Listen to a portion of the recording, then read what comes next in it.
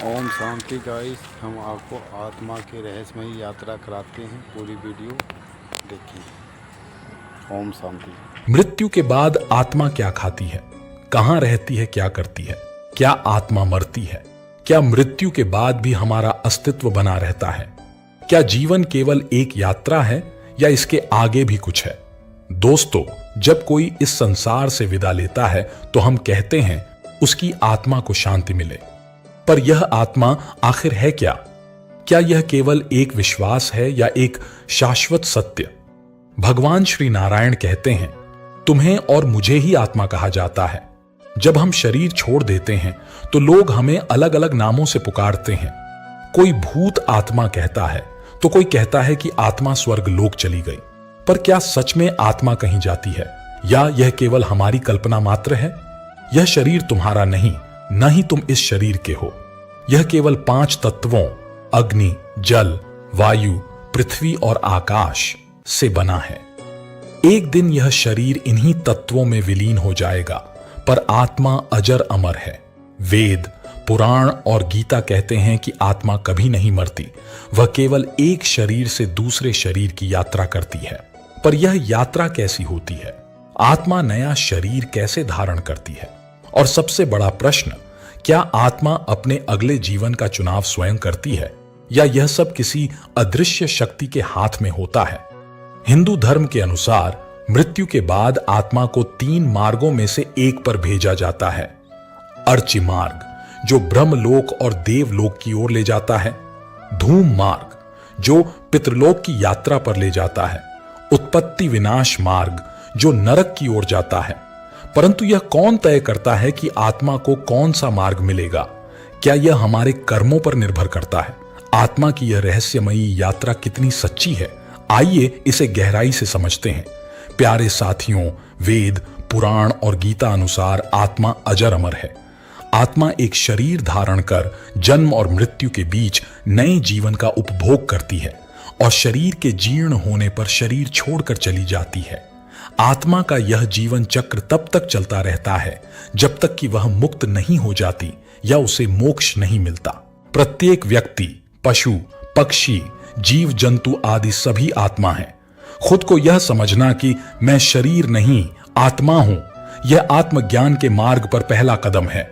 श्री नारायण ने गीता में कहा है, आत्मा अजर अमर है जो केवल शरीर बदलती है। आत्मा को मारा नहीं जा सकता।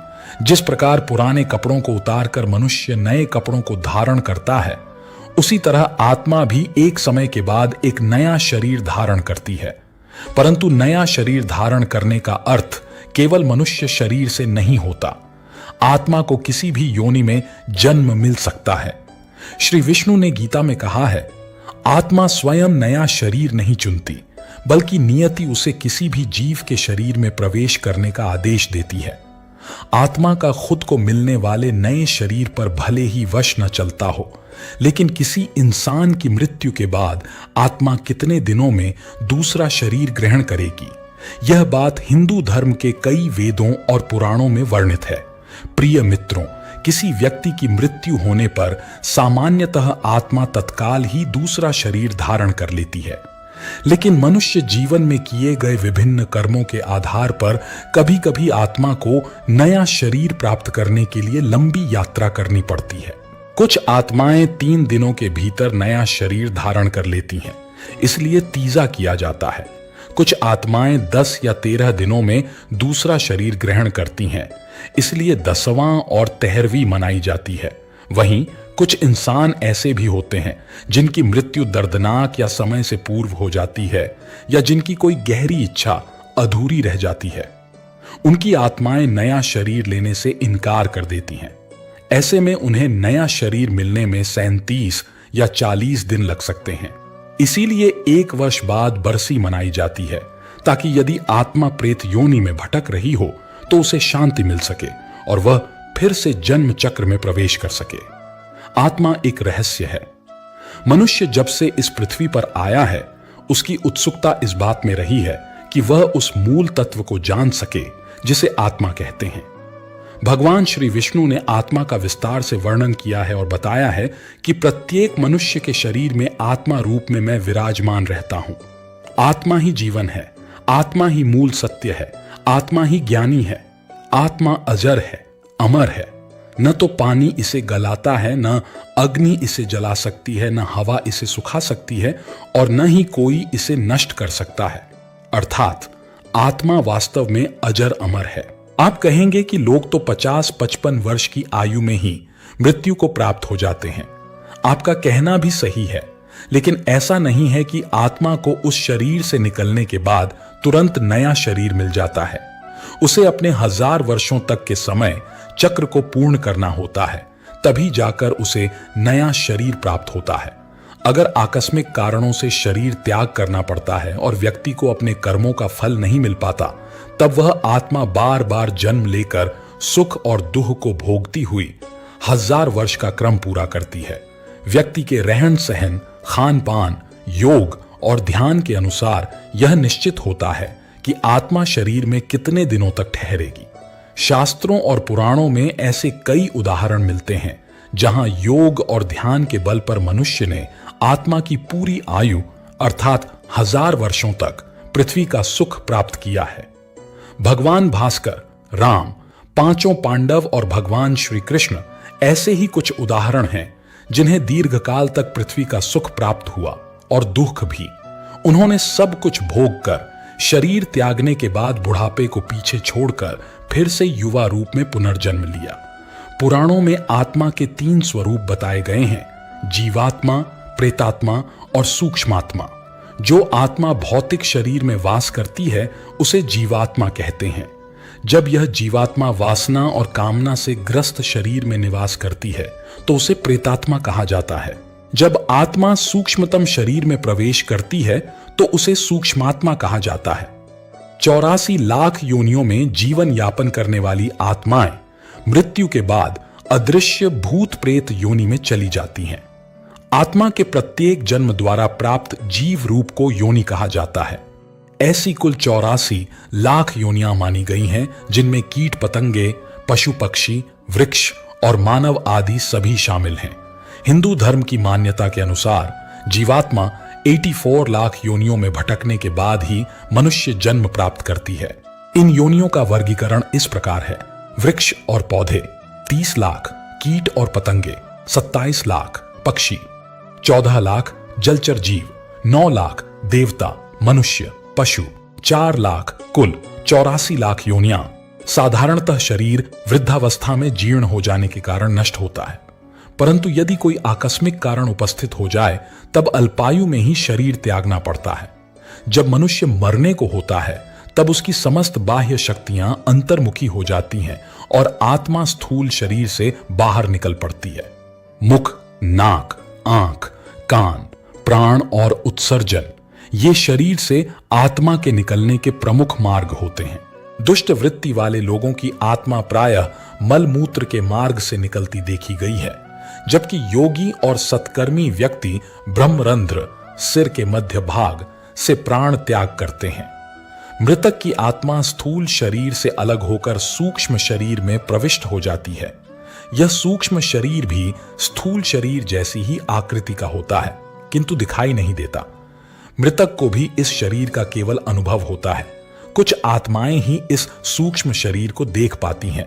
इस दौरान मृत आत्मा को बहुत आश्चर्य होता है कि मेरा शरीर तो वहीं पड़ा है और मैं अब हवा में उड़ सकता हूं।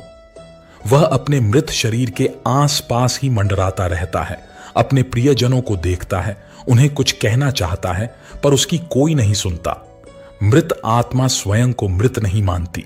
वह अपने अंग प्रत्यंग हिलाती डुलाती है, हाथ पांव चलाती है, लेकिन उसे यह अनुभव नहीं होता कि वह मर चुकी है। उसे लगता है कि शायद यह कोई सपना है। जब वह बार बार अपने पुराने शरीर में लौटने का प्रयास करती है और असफल होती है, तब उसे सत्य का आभास होता है। जब तक अंतिम संस्कार नहीं होता, आत्मा अपने मृत शरीर के पास बार बार लौटती है। यदि शरीर को जला दिया जाए तो आत्मा उसी समय निराश होकर किसी और मार्ग पर जाने लगती है, परंतु यदि शरीर को दफनाया गया हो तो आत्मा उस शरीर से मोह नहीं छोड़ पाती और कई दिनों तक उसी स्थान के आसपास घूमती रहती है। जिन मृतकों का मोह माया बहुत गहरा होता है, वे आत्माएं श्मशान भूमि में लंबे समय तक भटकती रहती हैं। शरीर की ममता बार बार उधर खींचती है और वे अपने को संभालने में असमर्थ होकर उसी के आसपास रुदन करते रहते हैं। कई ऐसे भी होते हैं जो शरीर की अपेक्षा प्रियजनों से अधिक मोह करते हैं। वे मरघट के स्थान पर प्रिय व्यक्तियों के निकट रहने का प्रयत्न करते हैं। पुराणों के अनुसार जब भी कोई मनुष्य मरता है और आत्मा शरीर को त्याग कर यात्रा प्रारंभ करती है तो इस दौरान उसे 3 प्रकार के मार्ग में से किसी एक मार्ग पर चलाया जाता है। यह आत्मा को किस मार्ग पर जाना है यह केवल उसके कर्मों पर निर्भर करता है। ये 3 मार्ग हैं, अर्च मार्ग, धूम मार्ग और उत्पत्ति विनाश मार्ग। अर्च मार्ग ब्रह्मलोक और देवलोक की यात्रा के लिए होता है। धूम मार्ग पितृलोक की ओर ले जाता है और उत्पत्ति विनाश मार्ग नरक की ओर। हालांकि इन सभी मार्गों से गई आत्माओं को कुछ काल तक भिन्न भिन्न लोकों में रहने के बाद पूर्ण मृत्यु लोक में आना ही पड़ता है। अधिकतर आत्माओं को यहीं जन्म लेना होता है और यहीं मरकर पुनः जन्म लेना पड़ता है। यजुर्वेद में कहा गया है कि शरीर छोड़ने के पश्चात जिन लोगों ने तप और ध्यान किया होता है वे ब्रह्मलोक चले जाते हैं, अर्थात वे ब्रह्मलीन हो जाते हैं। कुछ सत्कर्मी भक्त जन स्वर्ग चले जाते हैं और देव बन जाते हैं। राक्षसी प्रवृत्ति वाले कुछ लोग प्रेत योनि में अनंत काल तक भटकते रहते हैं और कुछ वापस धरती पर जन्म ले लेते हैं। जन्म लेने वालों में भी यह आवश्यक नहीं कि वे मनुष्य योनि में ही जन्म लें। इससे पूर्व सभी आत्माएं पितृलोक में निवास करती हैं, वहीं उनका न्याय होता है। सामान्य जनों के लिए यह धारणा कार्य करती है कि वे किस प्रकार की भावना और विश्वास लेकर मृत्यु को प्राप्त हुए हैं। जैसे किसी के मन में यह गहरी धारणा है कि मृत्यु के बाद यमदूत आएंगे तो उन्हें सच में यमदूत दिखाई देने लगते हैं। वहीं जिनके विश्वास में यह बैठा होता है कि मृत्यु के पश्चात आत्मा गहरी नींद में चली जाती है, उन्हें सच में ऐसा ही अनुभव होता है। शास्त्रों के अनुसार हमारे शरीर में 7 प्रकार के चक्र होते हैं। ये 7 चक्र हमारे 7 प्रकार के शरीर से जुड़े होते हैं, जिनमें प्रमुख 3 हैं: भौतिक शरीर, सूक्ष्म शरीर, कारण शरीर। भौतिक शरीर लाल रक्त से सना होता है, जिसमें लाल रंग की प्रधानता होती है। सूक्ष्म शरीर सूर्य के पीले प्रकाश जैसा होता है। कारण शरीर नीले रंग से युक्त होता है। कुछ ज्ञानी जन मानते हैं कि नीला रंग आज्ञा चक्र का और आत्मा का रंग है। नीले रंग का प्रकाश आत्मा के अस्तित्व को दर्शाता है, जबकि पीले रंग की आभा आत्मा की उपस्थिति का संकेत देती है। आचार्य श्रीराम के अनुसार पाश्चात्य योगियों का मत है कि जीव का सूक्ष्म शरीर बैंगनी छाया लिए होता है, जबकि भारतीय योगी इसे शुभ्र ज्योति स्वरूप अर्थात सफेद प्रकाश वाला मानते हैं। आत्मा के लिए कौन सा दिन महत्वपूर्ण होता है? भाद्रपद की पूर्णिमा और आश्विन मास के कृष्ण पक्ष की प्रतिपदा से लेकर अमावस्या तक का समय पितृपक्ष कहलाता है। इस काल में मृत पूर्वजों का श्राद्ध किया जाता है। पितरों की तिथि को ही उनका श्राद्ध किया जाता है। सर्वपित्र अमावस्या के दिन उन सभी पूर्वजों का श्राद्ध किया जाता है जिनकी तिथि ज्ञात नहीं होती। क्या इच्छा अनुसार जन्म और मृत्यु संभव है? अपनी इच्छा से शरीर त्यागना आसान है, लेकिन इच्छा से शरीर धारण करना कठिन है। फिर भी जो व्यक्ति इच्छा से शरीर छोड़ना सीख जाता है वह भविष्य में इच्छा अनुसार जन्म भी ले सकता है। इच्छा मृत्यु शब्द का सर्वप्रथम उल्लेख महाभारत में मिलता है, जिसका अर्थ है अपनी मर्जी से मृत्यु को प्राप्त करना। भीष्म पितामह ने तीरों की शैया पर लेटकर अपनी इच्छा से ही मृत्यु को आमंत्रित किया था। शास्त्रों के अनुसार जीव स्वयं अपनी इच्छा, भावना और कर्म से संस्कारों के अधीन होकर जन्म ग्रहण करता है। यह भाव उसके जीवन में किए गए कर्मों और अनुभवों के बीज रूप में मृत्यु के साथ जाते हैं और उसी के अनुसार अगला जन्म मिलता है। इसे एक गणितीय समीकरण की तरह समझा जा सकता है, सरल लेकिन अत्यंत गहरा। अधिकतर लोग प्रकृति के नियमों के अनुसार जन्म लेते हैं, लेकिन कुछ योगी या आत्मज्ञानी ऐसे भी होते हैं जो अपनी अगली जन्म स्थली तक का चयन कर लेते हैं। भगवद गीता में आत्मा को लेकर सबसे प्रामाणिक वर्णन मिलता है। कहा गया है, आत्मा अविनाशी है, न यह जल से गलती है न अग्नि से जलती है, न हवा इसे सुखा सकती है और न ही कोई इसे काट सकता है। आत्मा का स्वाभाविक गुण है विस्तार करना और अंततः ईश्वर में विलीन होना। जब तक आत्मा ईश्वर के उस मूल बिंदु तक नहीं पहुंचती, तब तक वह शरीर बदलती रहती है। आत्मा को देख पाना सामान्य रूप से संभव नहीं है।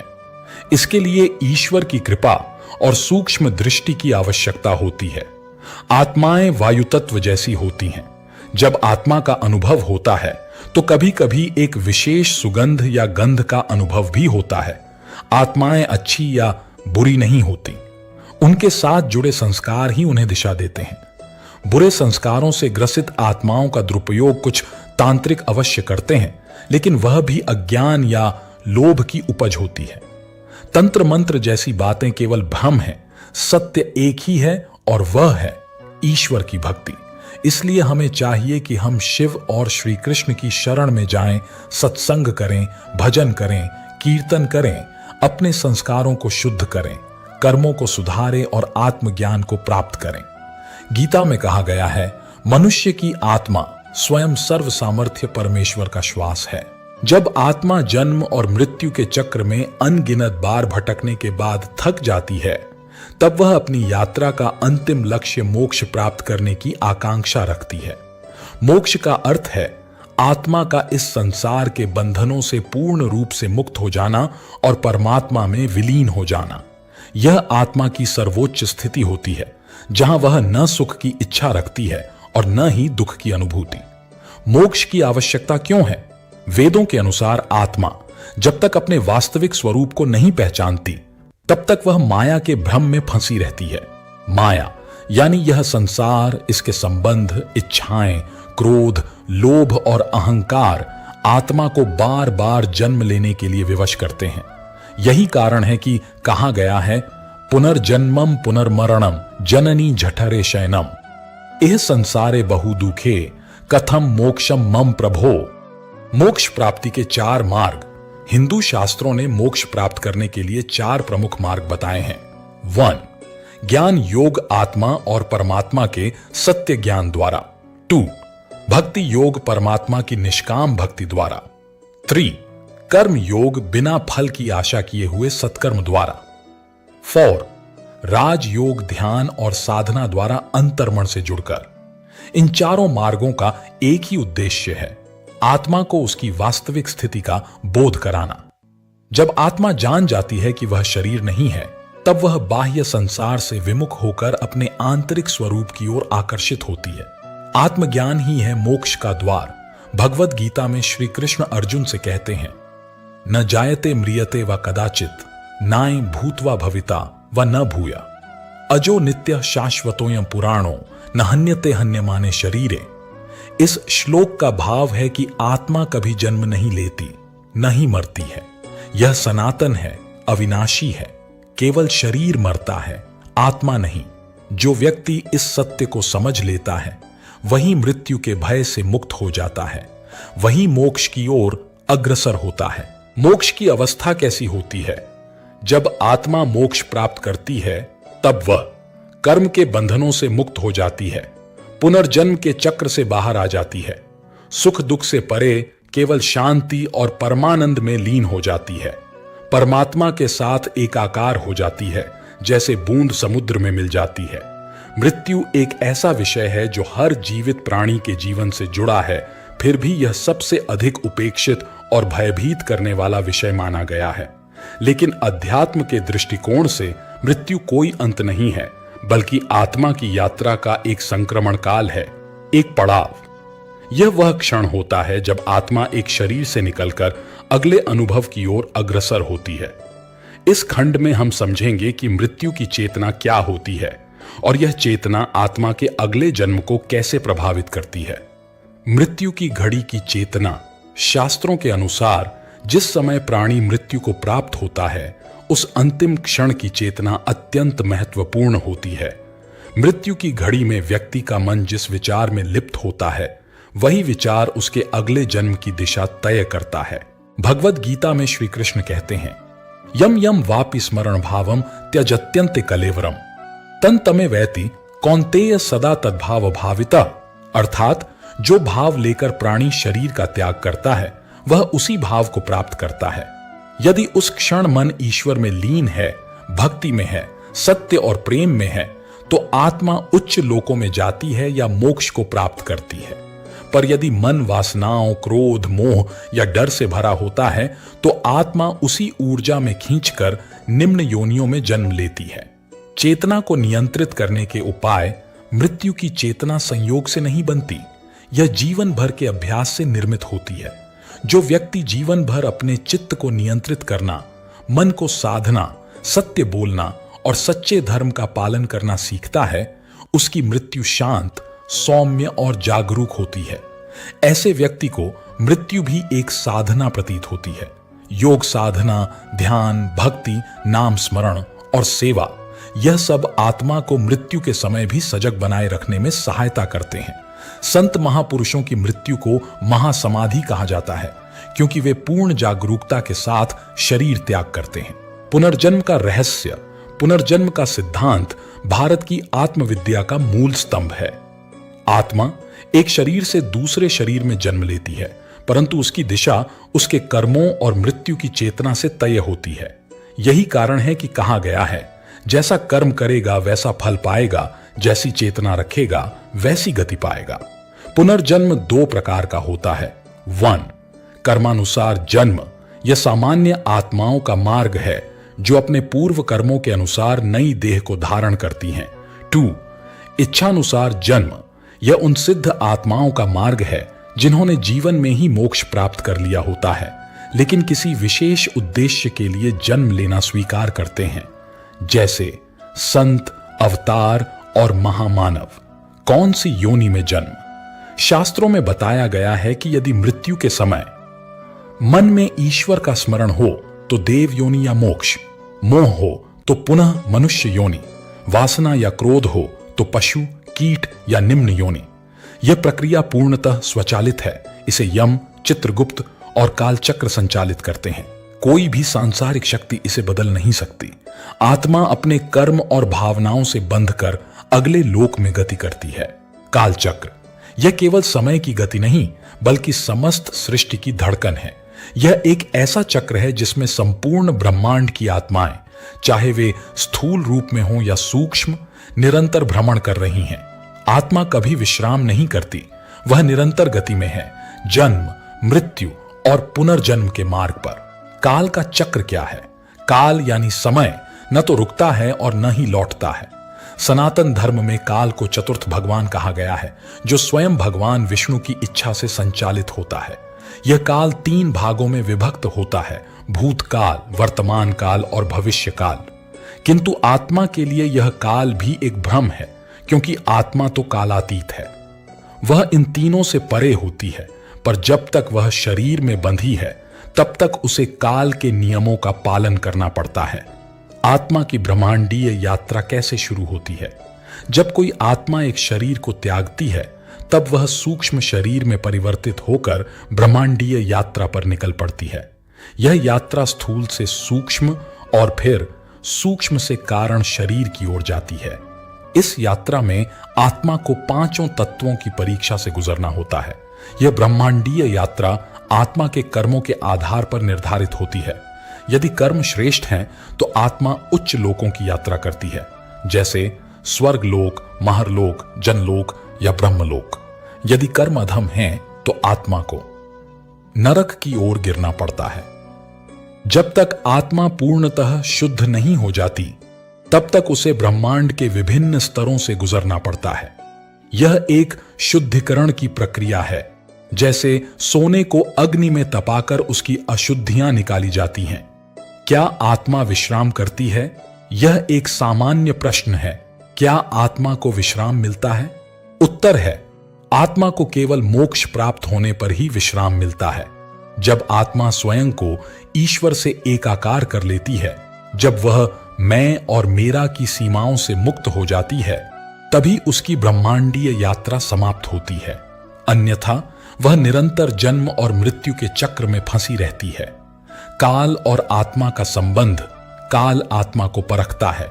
काल वह दर्पण है जिसमें आत्मा अपने कर्मों का प्रतिबिंब देखती है।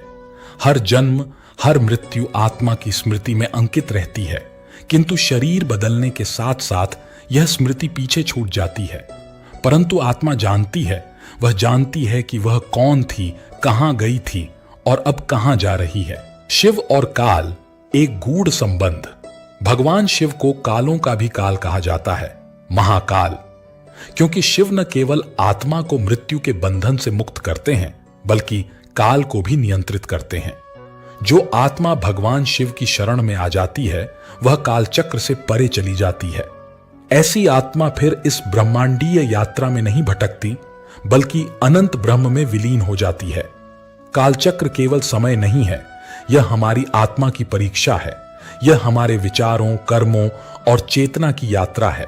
जब तक आत्मा इस चक्र को नहीं समझती, वह भ्रमण करती रहती है, पर जब वह स्वयं को पहचान लेती है, तब वह जान जाती है, मैं अमर हूं, मैं ब्रह्म हूं, मैं ही सत्य हूं। जब मनुष्य यह जान लेता है कि वह केवल मांस, हड्डी और रक्त का पुतला नहीं है, बल्कि एक चेतन ऊर्जा है, एक शुद्ध आत्मा है, तभी उसका असली जीवन प्रारंभ होता है। यही आत्मज्ञान की पहली सीढ़ी है। मैं कौन हूं? आत्मा की पहचान की शुरुआत। बचपन से हम अपने नाम, रूप, जाति, धर्म, स्थान, भाषा और रिश्तों से अपनी पहचान बनाते हैं। परंतु क्या यही हमारी सच्ची पहचान है? शास्त्रों में स्पष्ट कहा गया है, नाय देह आत्मा, यह शरीर आत्मा नहीं है। जो भीतर से देखता है, सुनता है, सोचता है, अनुभव करता है, वही आत्मा है। शरीर तो एक अस्थाई वस्त्र है जिसे आत्मा धारण करती है और समय आने पर बदल देती है।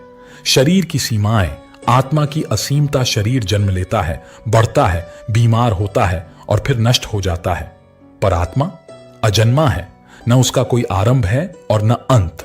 अविनाशी है, कोई हथियार उसे काट नहीं सकता। अमृत स्वरूपा है, न अग्नि जला सकती है, न जल भिगो सकता है। भगवद गीता में श्री कृष्ण अर्जुन से कहते हैं, न जायते म्रियते व कदाचित, नाय भूतवा भविता व न भूया। आत्मा न कभी जन्म लेती है, न कभी मरती है। आत्मा और मन, बुद्धि, अहंकार का अंतर। अक्सर लोग आत्मा को मन समझ लेते हैं, परंतु यह भ्रम है। मन संकल्प विकल्प करता है, बुद्धि निर्णय लेती है, अहंकार मैं और मेरा का भाव लाता है, और आत्मा यह केवल साक्षी है। न वह करता है, न कराता है, वह बस दृष्टा है। जैसे सूर्य केवल प्रकाश देता है, जलाता नहीं, वैसे ही आत्मा केवल चेतना प्रदान करती है। बाकी सब क्रियाएं मन और शरीर द्वारा होती हैं। मैं आत्मा हूं का अनुभव कैसे हो? यह बौद्धिक ज्ञान से नहीं, अनुभव से समझ आता है। इस अनुभव के लिए कुछ साधन हैं। 1. ध्यान, मेडिटेशन। नित्य ध्यान करते हुए मैं शरीर नहीं, आत्मा हूं का भाव जागृत करें। 2. स्वाध्याय, स्क्रिप्चरल स्टडी। भगवद गीता, उपनिषद, योग वशिष्ठ जैसे ग्रंथ आत्मा का गूढ़ वर्णन करते हैं। 3. सत्संग और गुरु कृपा। सच्चे गुरु की संगति से यह ज्ञान सहज होता है। 4. संवेदनशीलता। हर दिन के अनुभवों में यह जागरूकता रखें, जो दिख रहा है वह बदल जाएगा, पर जो देख रहा है वह अनंत है, वही मैं हूं। आत्मा का स्वरूप कैसा है? शास्त्र कहते हैं, एको देवः सर्वभूतेषु गूढ़ सर्वव्यापी सर्वभूतांतरात्मा। वह एक ही आत्मा सब प्राणियों में विद्यमान है, जैसे एक ही आकाश सब घड़ों में समाया है। आत्मा का कोई रूप नहीं, परंतु वह चेतन है। उसका रंग नहीं, लेकिन वह प्रकाश है। वह स्थान और समय से परे है, लेकिन हर कण में समाई है। जब आत्मज्ञान आता है तो डर समाप्त हो जाता है। मृत्यु का भय नहीं रहता, क्योंकि मृत्यु तो केवल वस्त्र बदलने जैसा है। दूसरों से द्वेष मिट जाता है। जब सब में एक ही आत्मा देखी जाती है तो प्रेम और करुणा स्वाभाविक हो जाती है। कर्मों में सहजता आ जाती है। कर्ता भाव समाप्त हो जाता है। मनुष्य केवल निमित्त मात्र बन जाता है। मोक्ष का द्वार खुलता है। आत्मा जब जान लेती है कि वह स्वतंत्र है, तो वह जन्म मृत्यु के चक्र से मुक्त हो सकती है। मैं शरीर नहीं, आत्मा हूं। यह वाक्य केवल विचार नहीं, बल्कि मुक्ति का बीज है। जो इस सत्य को जान लेता है, उसका जीवन बदल जाता है। उसकी दृष्टि में न कोई पराया होता है, न कोई विरोधी। वह जान जाता है, अहम ब्रह्मास्मि, मैं ब्रह्म हूं। आत्मा और परमात्मा, मिलन की अंतिम यात्रा, मनुष्य जीवन का अंतिम और परम उद्देश्य क्या है? न कोई भोग, न कोई संपत्ति, न कोई नाम या यश, बल्कि आत्मा का परमात्मा से मिलन, यही जीवन की परम यात्रा है। जब आत्मा अपने स्रोत की ओर लौटती है तो उसे मोक्ष, पूर्णता और शाश्वत शांति प्राप्त होती है। परमात्मा कौन है? परमात्मा वह अनंत, अपरिमेय चेतना है जो इस संपूर्ण ब्रह्मांड में व्याप्त है। वह जन्म और मृत्यु से परे है। वह न कहीं आता है न कहीं जाता है। वह नित्य, निर्विकार और अखंड है। उपनिषदों में कहा गया है, सत्यं ज्ञानम अनंतम ब्रह्म। ब्रह्म परमात्मा सत्य है, ज्ञान स्वरूप है और अनंत है। आत्मा क्या है? आत्मा परमात्मा की ही एक अंश रूप ऊर्जा है। जैसे समुद्र की लहर समुद्र से भिन्न नहीं, वैसे ही आत्मा परमात्मा से भिन्न नहीं। श्रीमद्भगवद गीता में भगवान श्री कृष्ण कहते हैं, ममैवांशो जीवलोके जीवभूतः सनातनः। यह आत्मा मेरी ही सनातन अंश है। मिलन क्यों और कैसे? जब आत्मा अनादिकाल से शरीरों के बंधनों, इच्छाओं और कर्मों के चक्र में उलझी रहती है, तब वह परमात्मा से बिछड़ जाती है। पर जैसे जल की हर बूंद सागर से मिलने को आतुर रहती है, वैसे ही आत्मा भी अपने मूल स्वरूप से मिलने के लिए व्याकुल होती है। परमात्मा तक पहुंचने के 3 पथ बताए गए हैं। ज्ञान योग, आत्मा और परमात्मा के अद्वैत ज्ञान से मिलन। भक्ति योग, प्रेम और समर्पण से परमात्मा का अनुभव। कर्म योग, निष्काम कर्म करते हुए आत्मा की शुद्धि और परमात्मा में विलय। मिलन का अनुभव कैसा होता है? जब आत्मा परमात्मा से मिलती है तब द्वैत मिट जाता है। सुख दुख, लाभ हानि का भेद समाप्त हो जाता है। व्यक्ति मैं और मेरा से ऊपर उठ जाता है। अनंत प्रेम और शांति की अनुभूति होती है। मनुष्य पूर्ण बन जाता है। पूर्णमदः पूर्णमिदम्। कबीर दास कहते हैं, जब मैं था तब हरि नहीं, अब हरि हैं मैं नाही। सब अंधियारा मिट गया जब दीपक देखा माही। यह मैं अर्थात अहंकार जब मिटता है तभी हरि अर्थात परमात्मा प्रकट होता है। मिलन के बाद क्या होता है? जब आत्मा परमात्मा से मिल जाती है तो उसका पुनर्जन्म नहीं होता। वह इस संसार के चक्र से मुक्त हो जाती है। यही है मोक्ष। उस स्थिति को शास्त्रों में कहते हैं सायुज्य मोक्ष या ब्रह्मलीन अवस्था। यद्यद् भावम स्मरण देहं त्यजत्यन्ते कलेवरम तन तमे वैति कौन्तेय सदा तद्भाव भावितः। जिस भाव के साथ आत्मा शरीर त्यागती है वह उसी रूप में गति को प्राप्त करती है। जो परमात्मा के भाव में स्थित होकर शरीर छोड़ता है वह उसी में लीन हो जाता है। आत्मा की यात्रा अनंत है। शरीर आते जाते हैं, भावनाएं बदलती हैं, कर्म रंग बदलते हैं, पर आत्मा तब तक भटकती रहती है जब तक वह अपने मूल स्थान परमात्मा में विलीन नहीं हो जाती। यह मिलन ही है सच्चा सुख। यह मिलन ही है जीवन की पूर्णता। आत्म साक्षात्कार वह क्षण जब सब बदल जाता है। मनुष्य जीवन में एक ऐसा क्षण आता है जब सारी धारणाएं टूटती हैं, मन मौन हो जाता है, विचार रुक जाते हैं और एक आंतरिक प्रकाश प्रकट होता है। उसी क्षण को कहा जाता है आत्म साक्षात्कार। यह कोई बाहरी घटना नहीं, बल्कि आत्मा की स्वयं की उपस्थिति को अनुभव करने का वह दुर्लभ अवसर है जब मैं कौन हूं का उत्तर मैं ही ब्रह्म हूं में बदल जाता है। आत्म साक्षात्कार क्या है? आत्म साक्षात्कार का अर्थ है आत्मा का स्वयं को जान लेना। यह जानना कि मैं शरीर नहीं हूं, मैं मन नहीं हूं, मैं विचार नहीं हूं, मैं केवल चेतना हूं। यही वह बिंदु है जहां द्वैत समाप्त होता है और अद्वैत प्रकट होता है। उपनिषदों में कहा गया है अहम ब्रह्मास्मि, मैं ब्रह्म हूं, तत्वमसि, तू वही है। आत्म साक्षात्कार कैसे होता है? आत्म साक्षात्कार कोई प्रयास से प्राप्त की गई उपलब्धि नहीं, बल्कि यह एक अनुग्रह है।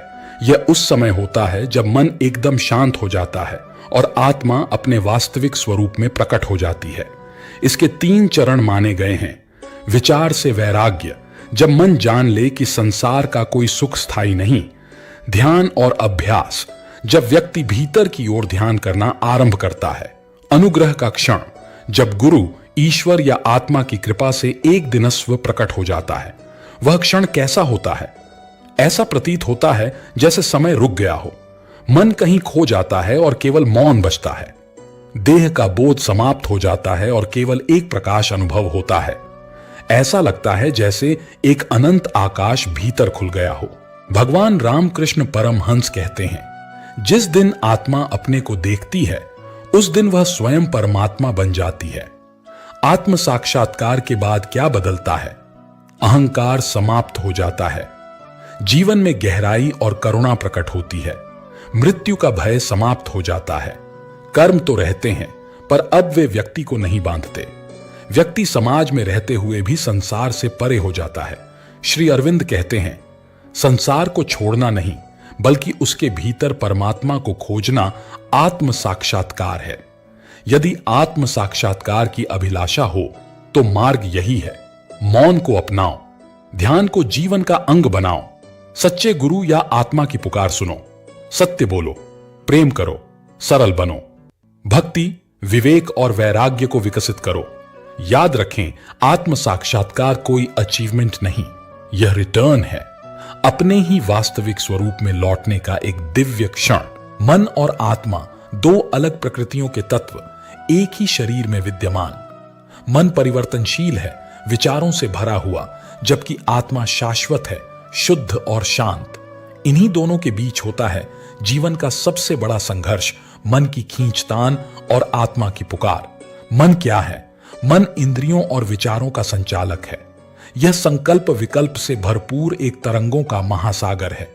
मन हमेशा या तो भूतकाल में रहता है या भविष्य में। वर्तमान में उसका टिकना कठिन होता है। मन ही वह पर्दा है जो आत्मा को छिपाए रखता है। जैसे धुएं से दीपक ढंक जाता है, वैसे ही वासनाओं और संकल्पों से आत्मा ढंकी रहती है। आत्मा क्या है? आत्मा स्वयं में पूर्ण, शुद्ध, शांत और अविकारी है। आत्मा साक्षी है, वह देखती है पर प्रतिक्रिया नहीं देती। वह न जानने वाली नहीं बल्कि जानता है, स्वयं प्रकाश है। आत्मा कभी भी अशांत नहीं होती। अशांत तो मन होता है। संघर्ष क्यों होता है? मन चाहता है भोग, आत्मा चाहती है योग। मन दौड़ता है बाहर, आत्मा बुलाती है भीतर। मन को चाहिए तृप्ति, आत्मा को चाहिए मुक्ति। यह संघर्ष तब तक चलता है जब तक व्यक्ति अपनी असली पहचान को नहीं जान लेता। गीता में श्री कृष्ण कहते हैं, मनुष्य स्वयं का मित्र भी है और शत्रु भी। संतुलन कैसे आए?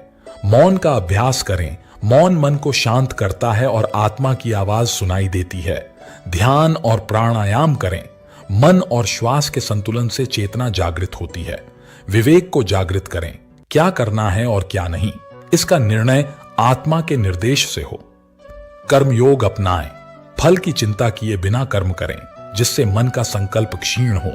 सत्संग और आत्मचिंतन करें।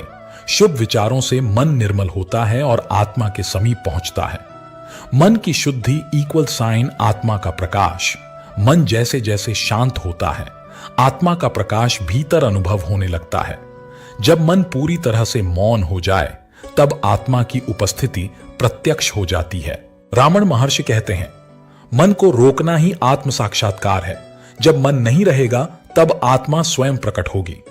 समाधान: आत्मा को मन का मार्गदर्शक बनाओ। मन को त्यागने की आवश्यकता नहीं, उसे आत्मा के अधीन करना आवश्यक है। जैसे एक अश्व को साधकर उसे रथ में जोड़ा जाता है, वैसे ही मन को साधकर उसे आत्मा के रथ में जोड़ना है। तभी जीवन विकर्षण से प्रकाश की ओर बढ़ता है। योग, ध्यान और आत्मा की ऊर्जा का जागरण। योग केवल शरीर के आसनों तक सीमित नहीं, यह आत्मा से परमात्मा की यात्रा है। ध्यान मात्र आंखें बंद कर बैठना नहीं, बल्कि मन की लहरों को शांत कर आत्मा के स्वरूप का दर्शन करना है। जब योग और ध्यान दोनों मिलते हैं तब आत्मा की सुप्त ऊर्जा जागृत होती है, जिसे शास्त्रों में कुंडलिनी शक्ति भी कहा गया है। योग शरीर, मन और आत्मा का मेल। योग का अर्थ है जोड़ना, आत्मा का परमात्मा से, मन का शांति से और शरीर का चेतना से जुड़ जाना। योग के 8 अंग बताए गए हैं: यम, नियम, आसन, प्राणायाम, प्रत्याहार, धारणा, ध्यान, समाधि। इन सभी अंगों का उद्देश्य है मन को साधकर आत्मा की ओर बढ़ना। भगवद गीता में श्री कृष्ण कहते हैं, योगः कर्मसु कौशलम। योग कर्मों में कुशलता है। ध्यान: आत्मा से साक्षात्कार का माध्यम। ध्यान वह प्रक्रिया है जिसमें मन भीतर की ओर मुड़ता है, इंद्रियां शांत होती हैं और आत्मा का प्रकाश जागृत होने लगता है।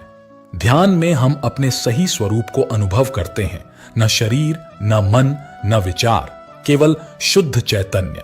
ध्यान वह दीप है जो आत्मा के अंधकार को हटाता है। कुंडलिनी आत्मा की सुप्त ऊर्जा। आत्मा की ऊर्जा मूलाधार चक्र में सुप्त अवस्था में होती है, जिसे कुंडलिनी शक्ति कहते हैं। जब योग, प्राणायाम और ध्यान के द्वारा यह शक्ति जागती है, तब वह धीरे धीरे सभी चक्रों को जागृत करती हुई सहस्रार चक्र तक पहुंचती है, जहां आत्मा का ईश्वर से मिलन होता है। कैसे करें ऊर्जा का जागरण? सत्य जीवन, आहार, विचार, व्यवहार की शुद्धता, नियमित ध्यान, सुबह ब्रह्म मुहूर्त में साधना, प्राणायाम, श्वासों पर नियंत्रण से प्राण शक्ति जागरण, मंत्र जप, ओम, सौहम, शिवाय नमः जैसे मंत्रों से चेतना का आरोहण। गुरु कृपा। आत्मा की ऊर्जा गुरु की दृष्टि से प्रज्वलित हो सकती है। जब आत्मा की ऊर्जा जागती है, व्यक्ति को आंतरिक आनंद का अनुभव होता है।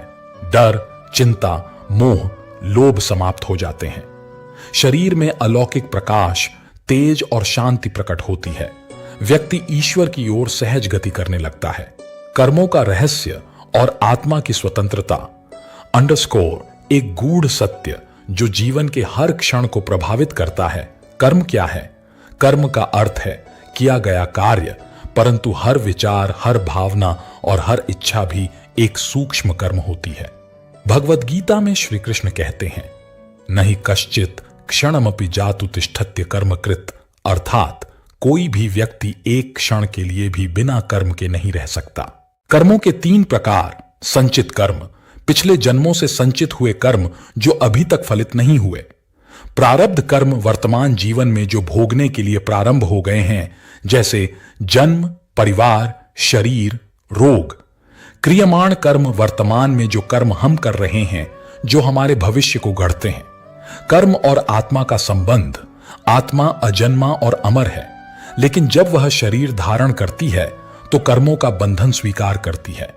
आत्मा का स्वभाव पूर्ण स्वतंत्रता है, लेकिन अहंकार, वासना और अज्ञान उसे बंधन में डालते हैं। जिस प्रकार सूर्य हमेशा प्रकाशमान होता है, लेकिन बादल उसे ढक देते हैं, उसी तरह आत्मा भी कर्मों के आवरण में ढंक जाती है। क्या आत्मा को कर्मों से मुक्ति मिल सकती है? हां, जब आत्मा अपने स्वरूप का ज्ञान प्राप्त करती है तो वह कर्मों के परिणामों से मुक्त हो जाती है। ज्ञानेन तु तदज्ञानन येषा नाशितमात्मना तेषामादित्यवत ज्ञानम प्रकाशयति तत्परम। गीता ज्ञान ही वह अग्नि है जो सारे पाप कर्मों को भस्म कर देता है। मुक्ति की राह: कैसे आत्मा हो स्वतंत्र? सात्विक जीवन, मन, वचन, कर्म की शुद्धता से। निष्काम कर्म, फल की इच्छा बिना किया गया कार्य। सेवा और करुणा, परोपकार से आत्मा का तेज प्रकट होता है। ध्यान और आत्मचिंतन, कर्मों के मूल पर दृष्टि डालना। ज्ञान योग, आत्मा का स्वरूप जानकर कर्म से ऊपर उठ जाना। आत्मा तब स्वतंत्र होती है जब वह स्वयं को केवल शरीर नहीं मानती, जब कर्मों के फेर को समझकर साक्षी भाव में रहती है, जब वह जानती है कि मैं कर्म नहीं हूं, मैं अनुभव करता हूं, मैं शरीर नहीं आत्मा हूं।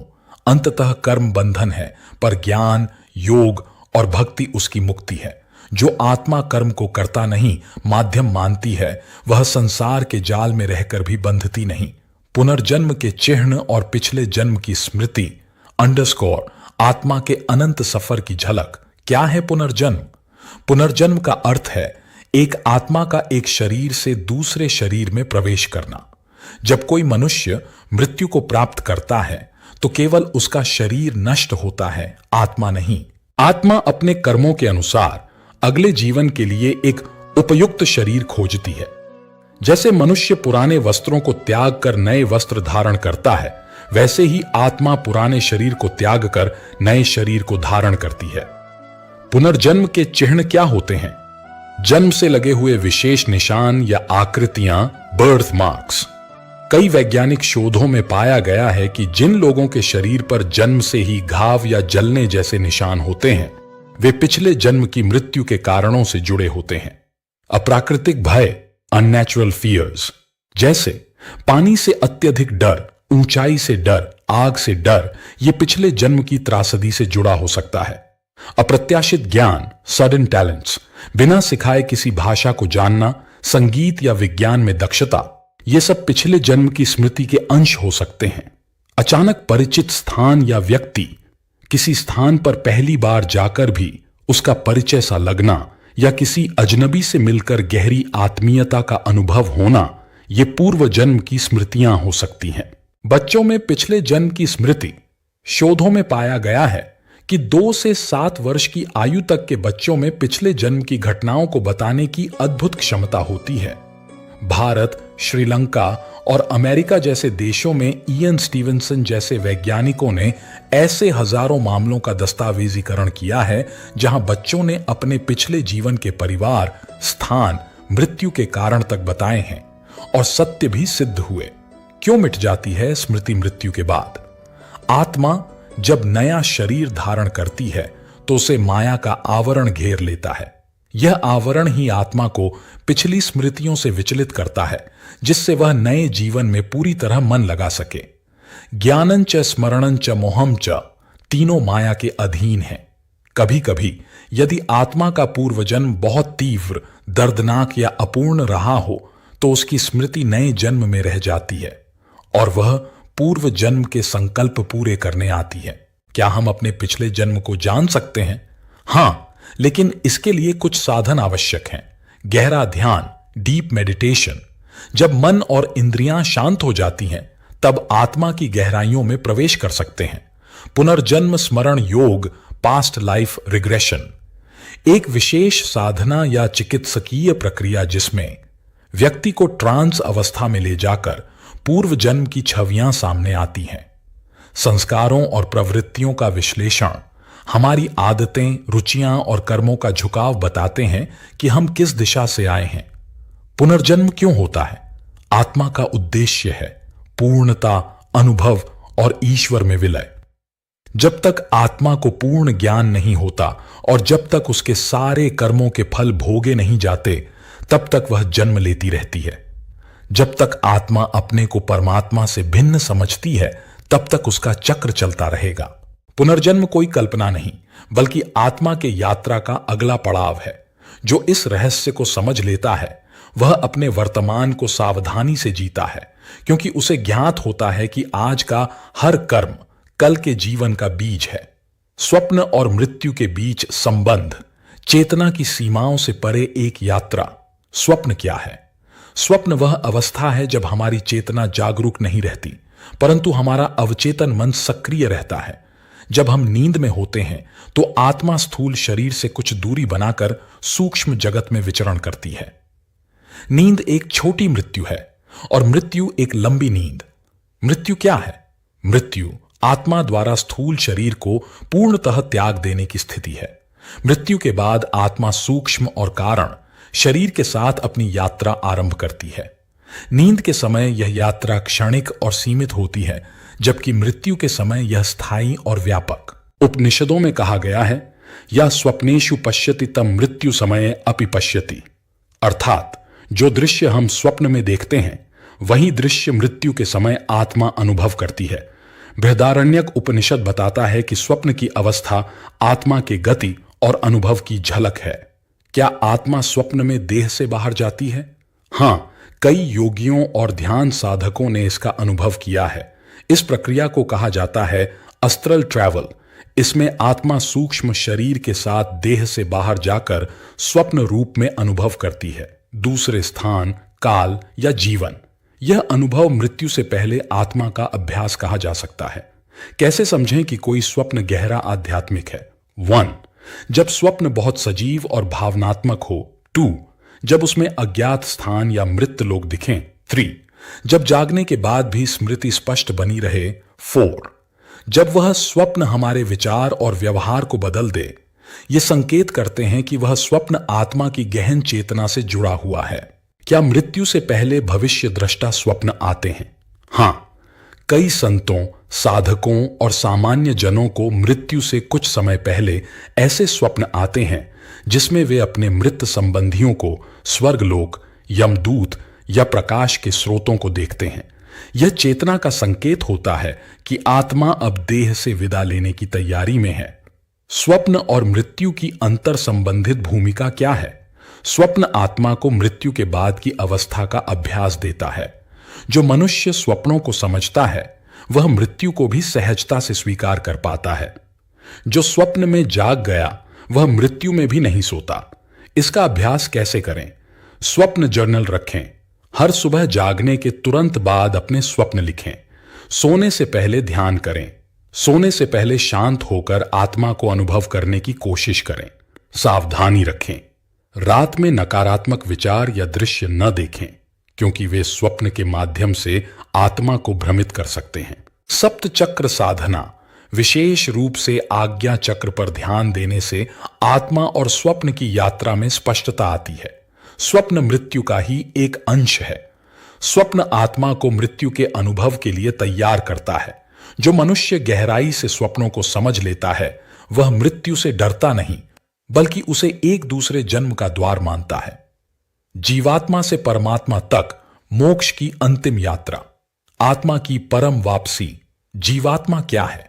जीवात्मा उस चेतन ऊर्जा का नाम है जो ब्रह्मांडीय आत्मा परमात्मा से निकली है और अनेक जन्मों से शरीर दर शरीर भ्रमण कर रही है। संसार सागर में बहती एक बूंद जीवात्मा वह अनंत चक्र में फंसी हुई है। जन्म, मरण, पुनर्जन्म, कर्म, भोग। आत्मा क्यों भटकती है? जब आत्मा में अहम और वासना उत्पन्न होती है तब वह स्वतंत्र सत्ता की भ्रांति में पड़कर ईश्वर से अलग अनुभव करती है। यह भ्रम ही उसका पतन है। बूंद ने जब सागर से अलग होना चाहा तब से उसकी यात्रा आरंभ हुई माया की ओर। क्या सभी आत्माएं मोक्ष पा सकती हैं? हां, हर आत्मा में परमात्मा तक लौटने की क्षमता है, लेकिन यह तभी संभव है जब कर्मों का बंधन कट जाए, वासनाएं शांत हो जाएं, अहंकार नष्ट हो जाए, आत्मा जागरूक हो जाए। मोक्ष क्या है? मोक्ष का अर्थ है मरणोपरांत पुनर्जन्म न होना। लेकिन आध्यात्मिक अर्थ में मोक्ष का अर्थ है अहम का विसर्जन, मैं का विलोपन। जहां मैं समाप्त वहीं परमात्मा आरंभ। मोक्ष के मार्ग 3 प्रमुख साधन, ज्ञान योग, बुद्धि का मार्ग, उपनिषद और वेदांत का मार्ग आत्मा को जानने के द्वारा ईश्वर में लीन होना, भक्ति योग, हृदय का मार्ग, कृष्ण, राम या शिव की पूर्ण शरण, प्रेम पूर्वक आत्मसमर्पण कर्म योग, कर्म का शुद्धिकरण, निष्काम कर्म करते हुए फल की चिंता किए बिना हर कर्म ईश्वर को अर्पित करना। तीनों मार्ग अंततः मोक्ष की ओर ले जाते हैं। मोक्ष के लक्षण क्या हैं? जिस आत्मा ने मोक्ष प्राप्त किया हो उसमें ये गुण देखे जाते हैं। क्रोध, लोभ, मोह से परे, मृत्यु का भय नहीं, सभी जीवों में एकात्मता का भाव, परमानंद में स्थित, मैं और मेरा समाप्त। मोक्ष के बाद आत्मा का क्या होता है? 3 संभावनाएं होती हैं। 1, सद्गति, स्वर्ग या उच्च लोक में विश्राम। 2, ब्रह्मलीनता, ब्रह्म में लीन हो जाना। 3, जीवन मुक्त अवस्था, शरीर में रहते हुए भी मोक्ष वेद कहते हैं। यदा पश्यते रुक्मवर्णं तदा मोक्ष प्राप्ति भवति। जीवात्मा की अंतिम यात्रा कैसे होती है? आत्म जागरण, जब व्यक्ति जानता है मैं शरीर नहीं आत्मा हूं। कर्म विमुक्ति, कर्मों से बंधन कटता है, वासनाएं समाप्त होती हैं। समर्पण, संपूर्ण अहंकार का समर्पण, जो भी हूं तू ही है प्रभु। ब्रह्म साक्षात्कार, जब आत्मा ईश्वर के स्वरूप को अनुभव कर लेती है तब आत्मा परमात्मा से एक हो जाती है। मोक्ष के प्रमाणिक ग्रंथ और गुरु श्रीमद् भगवद गीता, ब्रह्मसूत्र, उपनिषद, विवेकानंद, शंकराचार्य, कबीर, गुरु नानक, रामानुजाचार्य, रमण महर्षि जैसे महापुरुष। क्या आज के युग में मोक्ष संभव है? हां, क्योंकि परमात्मा कभी सुलभ नहीं होता, वह सदा सुलभ है। जो उसे सच्चे हृदय से पुकारे वह उसके समीप स्वयं चला आता है। मोक्ष केवल कठिन तप या त्याग से नहीं, बल्कि शुद्ध हृदय, निष्काम प्रेम और सत्कर्मों से भी संभव है। हम आए हैं लौटने, रुकने नहीं। जीवन एक यात्रा है, जीवात्मा से परमात्मा की ओर। जो इस यात्रा को समझ ले वही सच्चा योगी, भक्त और ज्ञानी बन जाता है। मोक्ष और निर्वाण में क्या अंतर है? आत्मा की अंतिम स्वतंत्रता बनाम अहंकार का अंतिम विलय, मोक्ष। यह शब्द हिंदू दर्शन, वेदांत, उपनिषद, गीता आदि में आता है। इसका शाब्दिक अर्थ है मुक्ति, अर्थात आत्मा का बंधनों से छूट जाना। आत्मा पुनर्जन्म के चक्र से मुक्त होकर परमात्मा में लीन हो जाती है। आत्मा और परमात्मा का मिलन ही मोक्ष है, निर्वाण। यह शब्द बौद्ध और जैन दर्शन से आता है। निर्वाण का अर्थ है बुझ जाना, जैसे दीपक बुझ जाए। इसका आशय है अहंकार, वासना, तृष्णा और इच्छा की पूर्ण समाप्ति। जहां कुछ भी पाने की चाह नहीं बचती, वहां निर्वाण घटित होता है। मोक्ष में क्या होता है? आत्मा जब अपने शुद्ध स्वरूप को जान लेती है, अहं से परे, तब वह संसार के कर्म बंधन, जन्म मरण चक्र से मुक्त होकर परब्रह्म में लीन हो जाती है। यह अवस्था ज्ञान योग, भक्ति योग या ध्यान योग से प्राप्त हो सकती है। वह आत्मा जो जान ले कि मैं ब्रह्म हूं, वह बंधन से मुक्त हो जाती है। उपनिषद निर्वाण में क्या होता है? निर्वाण का अर्थ है पूर्ण शांत हो जाना। जब इच्छा, तृष्णा, क्रोध, मोह आदि पूरी तरह जलकर नष्ट हो जाते हैं, तब व्यक्ति शून्यता और शांति की उस अवस्था में पहुंचता है जहां कोई द्वंद्व नहीं बचता। बुद्ध ने कहा, न हर्ष है, न विषाद, न राग, न द्वेष, यही निर्वाण है। साधना का अंतर। मोक्ष के लिए साधन श्रवण, मनन, ध्यान, निष्काम कर्म, भक्ति, संन्यास, आत्मज्ञान के द्वारा बंधनों की निवृत्ति, निर्वाण के लिए साधन। अष्टांगिक मार्ग, विपश्यना ध्यान, क्षमा भाव, तृष्णा की समाप्ति, चित्त का पूर्ण शुद्धिकरण, अवस्था की अनुभूति। मोक्ष में आत्मा परम शांति और आनंद का अनुभव करती है। निर्वाण में व्यक्ति पूर्ण शांति, शून्यता और द्वंद्व शून्य चेतना में स्थित हो जाता है। क्या दोनों समान लक्ष्य हैं? हां और नहीं, दृष्टिकोण अलग है, लेकिन उद्देश्य एक ही है। कर्म और पुनर्जन्म से मुक्ति, शाश्वत शांति और चेतना की पूर्ण स्थिति। मोक्ष परमात्मा में विलय है। निर्वाण शून्यता में शांत हो जाना है। मोक्ष में आत्मा ब्रह्म बन जाती है। निर्वाण में अस्व की सभी धारणा समाप्त हो जाती है। मोक्ष भयकत्व की उपलब्धि, निर्वाण इक्वल साइन खालीपन और द्वंद्व शून्यता की उपलब्धि, दोनों ही आत्मिक मुक्ति की पराकाष्ठा हैं और अंततः हमें माया, अहम और पुनर्जन्म से मुक्ति दिलाते हैं। मुझे सुनने के लिए धन्यवाद दोस्तों। मिलते हैं अगली वीडियो में एक नई सीख के साथ। खुश रहिए, अपना ख्याल रखिए। जय श्री कृष्णा।